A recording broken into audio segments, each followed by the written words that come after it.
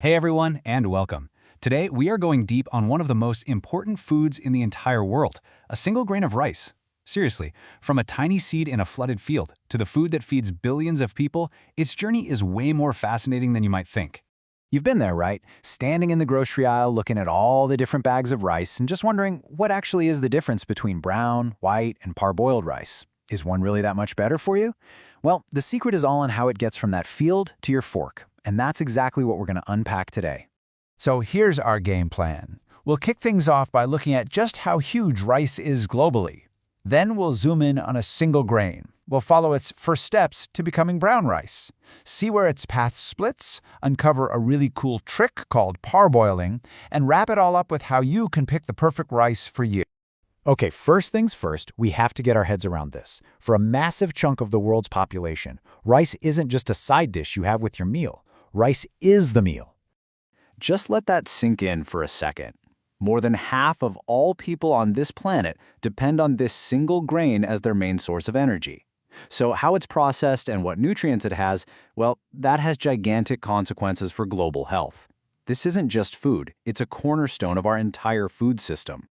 All right, so if we want to understand the differences, we have to start small. I mean really small. We need to look at the structure of one single grain of rice, fresh from the harvest. Let's get to know our tiny hero. So, a rice grain, when it's just picked, is called paddy, and it's got 4 layers.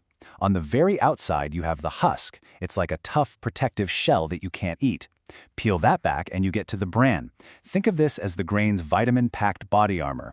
Inside that is the endosperm, the starchy white part we all know.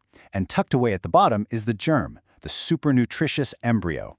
These 4 layers, they're the key to everything that comes next. Now, it's no surprise that rice is mostly carbs, right? That's where the energy is. But here is the most important thing to understand. Those other little bits, the protein, the fat, and especially the vitamins and minerals, they aren't spread out evenly. Almost all of that good stuff is packed into the bran and the germ, that nutritious armor we just talked about. Okay, with that in mind, let's follow our little paddy grain as it leaves the farm and starts its journey to becoming something we can actually cook and eat. The first few steps are the same no matter what. The rice is harvested, it's dried down so it won't spoil, and it's cleaned to get rid of any dirt or rocks. And then comes the first major step, dehusking. That's where machines strip off that inedible outer husk. And there you have it. Once that husk is gone, what's left is brown rice.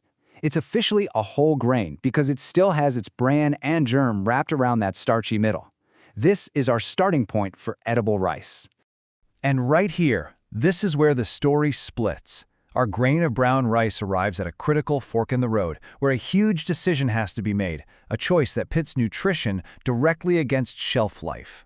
See, to get from brown rice to white rice, you have to mill it. That means polishing away the bran and the germ. Now, if you keep those layers, you get all the fiber and vitamins in brown rice, but the oils in the bran can make it go bad faster. If you remove them, you get white rice, which lasts for ages and cooks up quickly, but you've stripped out most of the nutrients. It's a classic trade-off.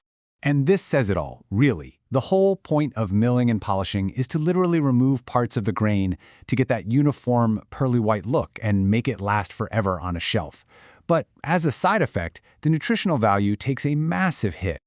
And I mean, just look at how big a hit we're talking about.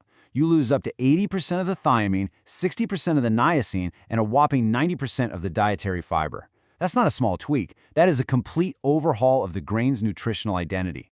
But what if I told you there is a way to get the long shelf life of white rice, but you could save a lot of the nutrients from brown rice? Well, there is. It's a brilliant, ancient technique that gives us a third option.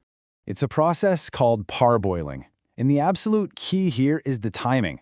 This whole thing happens before the husk and bran are ever removed. It's a clever bit of prep work that totally changes the outcome. Okay, so here's the hack. First, the whole paddy grain gets soaked in water. Then, it's steamed. And this step is pure genius. The steam and heat actually force all those good B vitamins and minerals to move from the outer bran layer deep inside into the starchy endosperm. Then, the grain is dried again, which basically locks those nutrients in place before it ever gets milled. And the benefits are amazing. Not only do you keep more of the vitamins, but the process also makes the grain tougher, so fewer grains break during milling, which is a huge plus for producers. It also gives the final product a lower glycemic index than regular white rice, which is great for managing blood sugar. It's a win-win-win. So we've followed the 3 different journeys a grain of rice can take. Now let's line them all up, side by side, so you can figure out which one makes the most sense for you and your kitchen. This table basically tells the whole story. If your #1 priority is nutrition and you're cool with a chewier texture and a longer cooking time, brown rice is your champion. If you absolutely need something that cooks fast and will last forever in the pantry, white rice is your go-to, but it comes with the lowest nutrition. And parboiled rice? Well, it's the perfect middle ground. You get high nutrition, a long shelf life, and a nice, firm texture. And no matter what rice you buy, here are a few tips to get the most out of it. First, to hold on to those water-soluble vitamins, try not to wash your rice too much.